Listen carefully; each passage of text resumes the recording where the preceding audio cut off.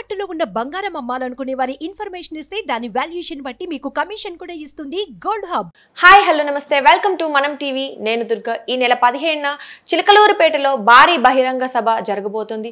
అయితే TDP Janasena BJP పొత్తు తర్వాత జరిగే మొదటి సభ కావటం, అలాగే ఈ సభకు ప్రధాని మోదీ హాజరవుతుండటంతో అందరికీ ఈ సభపై ఆసక్తి నెలకొంది. అయితే దీని గురించి పూర్తి వివరాలు తెలియజేయడానికి మనతో పాటు ఉన్నారు ప్రముఖ అనలిస్ట్ చందు శ్రీనివాస్ గారు. ఇప్పుడు వారితో మాట్లాడదాం. సార్ నమస్తే. సార్ నమస్కారం అండి.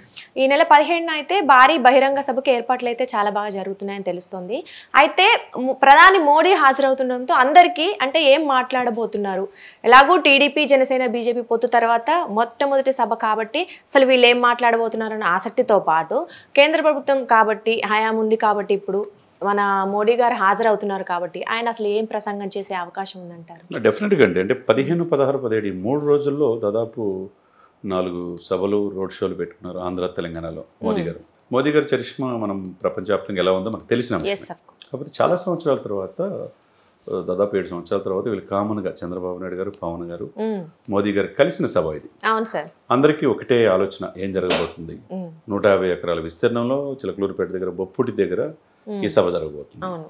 ఈ సభలో ఏం మాట్లాడబోతున్నారు అంటే రాష్ట్రానికి ఏ విధంగా, ఒకప్పుడు స్పెషల్ స్టేటస్ ఇస్తాము, రాష్ట్రాన్ని ఢిల్లీకి తలదన్నే రాజధాని తీసుకొస్తాం అని చెప్పి ఇదే మోదీ గారు చెప్పారు.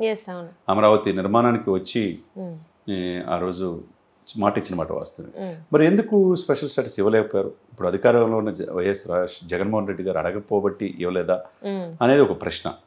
ఈ కూటమికి ప్రశ్న ఏంటంటే ఎందుకు స్పెషల్ స్టేటస్ ఇవ్వలేదు? బీజేపీ కలిసి ఏ విధంగా, ఆ రోజు బీజేపీ కూడా ఉన్నది కదా, ప్రామిస్ చేశారు కదా అనేది, బీజేపీ జనసేన టీడీపీ ఏ విధంగా వెళ్తుంది అనేది ఒక ప్రశ్న. ఆ ప్రశ్నకి సమాధానం చెప్పాల్సిన బాధ్యత మోదీ గారిది. అదే సిచ్యువేషన్స్లో రెండోది అతి ముఖ్యమైనది ఏంటంటే ఈ పొత్తు పొడవడానికి కీలకమైన వ్యక్తి పవన్ కళ్యాణ్ గారు. లేకపోతే టీడీపీని కలుపుకోవడం అంతగా బీజేపీకి ఎందుకంటే ఒకప్పుడు మోదీ గారిని విమర్శించారు కాబట్టి ఆ మనసు, ఆ మాట వాళ్ళకి ఇప్పటికీ ఉంది. కానీ బీజేపీ జనసేన కలిసి వెళ్దామని ఎలక్షన్ అనుకున్నారు. కానీ పవన్ కళ్యాణ్ గారిని టీడీపీ కూడా కలుపుకుందామని ఎన్డీఏలో ఆయన అనుభవం కూడా మనకు కావాలని చెప్పేసి ఈ పొత్తు పొడవటానికి సూత్రధారి పవన్ కళ్యాణ్ గారు. కాబట్టి ఈ పొత్తు పొడిచే క్రమంలో ఆయనకు అనేక అవరోధాలు, అనేక పెద్దల చేత చివాట్లు తిన్నానన్నాడు. నేను ఎక్కడ ఎమ్మెల్యేని కాకపోవచ్చు, కానీ ఈ పొత్తులో నేనే కీలక పాత్ర చాలా ఆయన సందర్భంలో చెప్పాడు. కాకపోతే ఇక్కడ సీట్ల విషయంలో చాలా గందరగోళ పరిస్థితులు ఉన్నాయి. ఆంధ్రప్రదేశ్ రాజకీయాలన్నీ అసలు పవన్ ఏంది ఎంతకు త్యాగం చేస్తున్నాడు, కనీసం 50 సీట్లు తీసుకోలేదని మొదట అన్నారు. తర్వాత 24 సీట్లకి ఎందుకు కన్ఫర్మ్ అయ్యారు? 24 సీట్లు అయితే ఓటు ఎలా పోలరైజేషన్ అవుతుంది అని అన్నారు. 3 ఎంపీలు ఏంటి అని అడిగారు. 24, 3 నుంచి 21-2 అయింది. ఇక్కడ అంటే బీజేపీ కోసం కూడా కొత్త త్యాగం చేసి, టీడీపీకి త్యాగం చేసి, బీజేపీకి త్యాగం చేసి ఇంకెంతకాలం ఈ త్యాగాలని చెప్పేసి క్షేత్రస్థాయిలో ఈ నమ్ముకుని ఈ రోజుకి పార్టీ పెట్టి 10 సంవత్సరాలు పూర్తవుతుంది. అంటే దశాబ్దం మామూలు విషయం కాదు. ఒక పార్టీ పెట్టి సొంత డబ్బు ఖర్చు పెట్టి కోట్లాది రూపాయలు తన సొంత డబ్బు ఖర్చు పెట్టే పార్టీ ఆఫీసులు కావచ్చు, ఎవరికైనా కౌలు రైతులు కావచ్చు, సొంత తన బిడ్డల డిపాజిట్లు కూడా తీసి ఖర్చు పెడతాడు. దాంట్లో ఆయన శంకించాల్సిన పరిస్థితి లేదు. ఎందుకంటే నిజమైన పొలిటికల్ స్టార్గా పవన్ కళ్యాణ్ గారు ఎమర్జ్ అయ్యారు. ఆయన ప్రత్యేకంగా 10 సంవత్సరాలు పూర్తయిన సందర్భంగా మనం ఆయనకి ఆల్ ద బెస్ట్ చెప్పాలి. అదే సమయంలో ఈయన నమ్ముకుని ఉన్న కేడర్కి ఏ విధంగా ముందుకెళ్తుంది. రేపు ఒకవైపు కాకినాడ ఎంపీ అంటున్నారు, భీమవరం అన్నారు, ఇప్పుడు భీమవరం ఈయన కాదని తెలిసిపోయింది, పిఠాపురం అంటున్నారు, లేకపోతే తిరుపతి అంటున్నారు. ఏది కూడా ఎక్కడ పోటీ చేస్తున్నారో తెలియని పరిస్థితి రాలేదు. అది ఇమ్మీడియట్గా, ఎందుకంటే 40 రోజులు కూడా లేవు ఎలక్షన్, ఈ రోజు రేపు నోటిఫికేషన్ వస్తుంది. ఇదే సమయంలో ఈ బహిరంగ సభ వైపే అందరి దృష్టి. ఆ సభలో ఏం జరగబోతుంది? మోదీ గారు ఎందుకు ఈయన ఎమ్మెల్యే కాదు, ఒక ఎంపీ కాని వ్యక్తిని ఎన్డీఏ సమావేశాల్లో కీలక పాత్ర తన పక్కన పెట్టుకున్నాడు. ఎందుకంటే ఆల్రెడీ అంతకుముందు ఎలక్షన్స్లో చూశాడు ఇతను పవన్ కళ్యాణ్కి ఎంత ఫాలో ఉంది. దక్షిణ భారతదేశంలో ఇతను ఏ విధంగా ఎన్డీఏలో కీలకంగా ఉపయోగించుకోవాలనేది బీజేపీకి తెలుసు. అంటే బీజేపీ వ్యూహాలు ఏంటంటే దీర్ఘకాలికంగా ఉంటాయండి.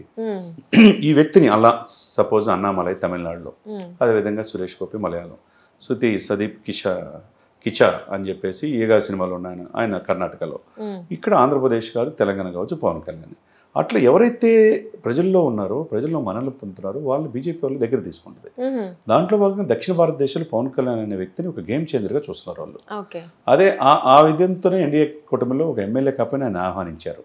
నాతో ఉన్నాడు, నా పక్కన ఉన్నాడు నా సోదరుడు పవన్ కళ్యాణ్ మోదీ గారు అంటున్నారంటే రేపు మోదీ గారు ఏం మాట్లాడబోతున్నారు? ఇప్పుడు సీట్లు పవన్ కళ్యాణ్ గారి గురించి కూడా డెఫినెట్గా మాట్లాడాలని ఆశిస్తున్నారు. ఎందుకంటే ఇప్పుడు చంద్రబాబు నాయుడు గారి నోటి నుంచి ఆయన లోకేష్ వాళ్ళ అబ్బాయి నోటి నుంచి మా నాన్న సీఎం అంటున్నాడు. అది అంతగా జీర్ణించుకోలేకపోతున్నారు జనసేన క్యాడర్. బౌద్ధ ధర్మం ప్రకారం మీరు ఎక్కడో ఎట్లా అవుతారు, కనీసం 2.5 సంవత్సరాలు మా నాయకుడు కూడా కావాలని జనసేన క్యాడర్లో ఉన్నది. ఆయన నమ్ముకున్న బలమైన సామాజిక వర్గాల్లో ఉన్నది. మరి ఆ సమయంలో వాళ్ళకి క్లారిటీ, పవర్ షేరింగ్ ఉందా లేదు కావాలి కదా. అవన్నీ ఈ సభలో చెప్తారంట, చెప్పాలి. చెప్పితేనే ఇక్కడ ఓటు ట్రాన్స్ఫర్మేషన్ జరుగుతుందండి. ఎందుకంటే గ్రౌండ్ లెవెల్ రియాలిటీ ఏం జరుగుతుందో కూడా మనం కూడా తెలుసుకోవాలి. తెలుసుకోకపోతే ఎట్లా అవుతుంది? ఇప్పుడు మంచికి మంచి అని చెప్తాం, చెడుకు చెడు అని చెప్తాం. ప్రభుత్వ వ్యతిరేకత అందిపుచ్చుకోవాలంటే ఓటు చెల్లకుండా రాజకీయం చేసి జగన్ గారిని గద్దె దించాలంటే మామూలు విషయం కాదు. వీళ్ళంతా కలిసికట్టుగా ఉండాలి, స్నేహధర్మం ప్రకారం ఇచ్చిపుచ్చుకోవాలి. అదే సమయంలో మీకు సీట్లు టీడీపీ కోసం 24 సీట్లు కన్ఫర్మ్ అయిపోయి, బీజేపీ కోసం మళ్ళీ 3 ఎమ్మెల్యేలు ఒక ఎంపీ తగ్గించుకొని ఇంకా మరీ అంత త్యాగం చేస్తే క్షేత్రస్థాయిలో క్యాడర్ మరి ఆయన నమ్ముకున్న పరిస్థితి ఏంటి? సరే త్యాగం చేశాడు కదా, మా నాయకుడు సీఎం అవుతాడా? అది మోదీ గారి నోటి నుంచైనా వస్తుందా? చంద్రబాబు ఎటు నుంచి అవట్లా. సభలో మా అందరినీ కలిపింది పవన్ కళ్యాణ్ వల్ల ఈ రోజుని పొత్తు పొడిచింది. రేపు ఆంధ్రప్రదేశ్లో ప్రభుత్వం కొత్తది వస్తే, కొత్తగా వచ్చే దాంట్లో అన్ని రకాలుగా స్పెషల్ స్టేటస్ విషయం, రాజధాని విషయం, పోలవరం విషయం, అన్ని విషయాల్లో మేము సపోర్ట్ చేస్తాం. డెఫినెట్గా ఈ కూటమికి చేస్తామని చెప్పాలా. ఒకవైపు జగన్ని విమర్శించాలి, అదే సమయంలో చంద్రబాబు కూడా సలహా చెప్పాలి. మేము చంద్రబాబుతో పాటు ఈ 5 సంవత్సరాల కాలంలో పవన్ కూడా ముఖ్యమంత్రిగా ఉంటాడనే మాట ఆయన నోటి నుంచే రావాలి. అప్పుడు వస్తే ఈ పొత్తులకి ఒక అర్థం ఉంటుంది. Yes sir. అంటే మనం చూస్తే ప్రజలు జనరల్గా మీరు అన్నట్లుగా ప్రత్యేక ప్యాకేజీ గురించి కానీ హామీలు ఇచ్చారు, ఏమి నెరవేర్చలేదని బీజేపీ మీద కాస్త కొంచెం అంటే నిరసనగా ఉన్నట్టుగానే మనకు తెలుస్తుంది కదా. సో అంటే ప్రత్యేక హామీ ప్యాకేజ్ గురించి కానీ లేదన్నా ఆంధ్రప్రదేశ్ కోసం ఏమైనా కొత్త హామీలు ఇచ్చే అవకాశం ఉందండి? డెఫినెట్గా ఉండాలి. ఎందుకంటే ఉండాలి కాదు, అసలు ఏమైనా ఇచ్చే ఆలోచనలు ఉన్నారంటారా? ఇస్తారు, బీజేపీ ఇస్తారు. ఎందుకు ఇస్తారంటే నమ్మకం కోసం. ఇప్పుడు అడగందే అమ్మాయిని పెట్టదండి, మీకైనా నాకైనా, అది సామెత. కానీ నిజంగా వాస్తవ రూపంగా చూసుకుంటే బీజేపీ ఏ ప్రభుత్వం సెంటర్లో వచ్చినా మెడల్ వంచి స్పెషల్ స్టేటస్ తీసుకొస్తాను, నాకు 20 మంది ఎంపీలు నేను అన్నాడు. 22 మంది ఎంపీలు ఇచ్చారు 25కి. మరి 22 మంది ఎంపీలు ఇస్తే ఈ 5 సంవత్సరాలు ఎందుకు తీసుకురాలేకపోయాడు జగన్మోహన్ రెడ్డి గారు? ఎందుకు అడగలేదు? ఎప్పుడు కావాలంటే అప్పుడు అపాయింట్మెంట్ అమిత్ షా గారు, మోదీ గారు ఇచ్చారు కదా, ఎందుకు అడగలేకపోయారు? తప్పెవరిది? అంటే అడగలేదు అని మనం అనుకుంటున్నాము, వాళ్ళేమో మేము అడిగాము వాళ్ళు ఇవ్వట్లేదు. అడిగితే బయటకు కనపడాలి కదా, అడిగారు మేము ఇవ్వట్లేదు వీళ్ళనే చెప్పాలి కదా. కానీ ఎప్పుడు కావాలంటే అప్పుడు పార్లమెంట్లో, రాజ్యసభలో మద్దతు ఇచ్చినప్పుడు ఎందుకు అడగలేదు? సరే, అడగకపోవటం జగన్మోహన్ రెడ్డి గారు తప్పే. అంతమంది స్పెషల్ స్టేటస్ బదులు ప్యాకేజీ ఒప్పుకోవటం చంద్రబాబు తప్పే. ఈ అన్నిటికీ ఒక పరిష్కార మార్గం ఎవరి చేతిలో ఉంది? మళ్ళా 3వసారి ఈ దేశానికి ప్రధానమంత్రిగా అయ్యే అవకాశం ఉన్న మోదీ గారి చేతిలోనే ఉంది.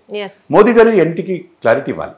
ఈ పొత్తు ఆవశ్యకత ఏంది? గతంలో మేము హామీ ఇచ్చాం, ఇప్పుడు ఎందుకు చేయలేకపోయాం? ఈ పరిస్థితుల్లో నెక్స్ట్ డెఫినెట్గా చేస్తాం, మమ్మల్ని నమ్మండి, మేమే అధికారంలో వస్తాం.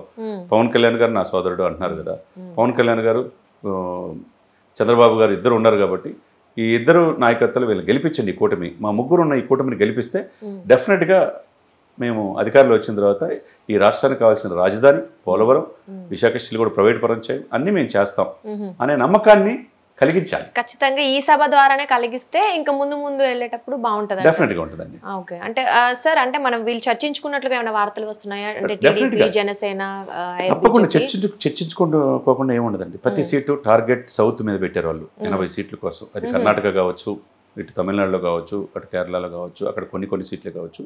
ముఖ్యంగా ఆంధ్రప్రదేశ్లో ఉన్న 25 ఎంపీ సీట్లు వాళ్ళ కీలకం, పక్కనున్న కర్ణాటక కీలకం, అదేవిధంగా తెలంగాణలో ఉన్న 17 ఎంపీ సీట్లు కీలకం. కాబట్టి ఎన్ని సీట్లు కూడా ఏ ఒక్కటి వాళ్ళు వదులుకోరు. చాలా అంతా 6 సీట్లు అందుకనే సాధించుకున్నారు. 2 సీట్లు వీళ్ళకైనా, రేపు వైసీపీ నుంచి వచ్చినా టీడీపీ నుంచి అన్ని 25 సీట్లు వాళ్ళకే, అందులో నో డౌట్ ఎట్ ఆల్. కాబట్టి ప్రతిది కూడా వాళ్ళదే దీర్ఘకాలిక ప్రయోజనాలు ఉంటాయండి. బీజేపీ ఈ రోజు 20 రాష్ట్రాల్లో అధికారంలో ఉన్నారంటే మామూలు విషయం కాదు. కాబట్టి దాని వెనక యంత్రాంగం ఉంటుంది, వాళ్ళ యొక్క విజన్ ఉంటుంది, పక్క ప్లాన్ ఉంటుంది. కాబట్టి రేపు మోదీ గారు ఏం చెప్తారనేది 1000 కళ్ళతో ఎదురు చూస్తున్నట్టుగా ఆంధ్రప్రదేశ్ ప్రజానికం మొత్తం ఎదురు చూస్తుంది. చూద్దాం ఏం జరుగుతుంది అనేది. మొత్తానికి ఆ సభ జరిగిన తర్వాత కానీ మనకు తెలీదు. వెయిట్ చేద్దాం sir. Thank you so much.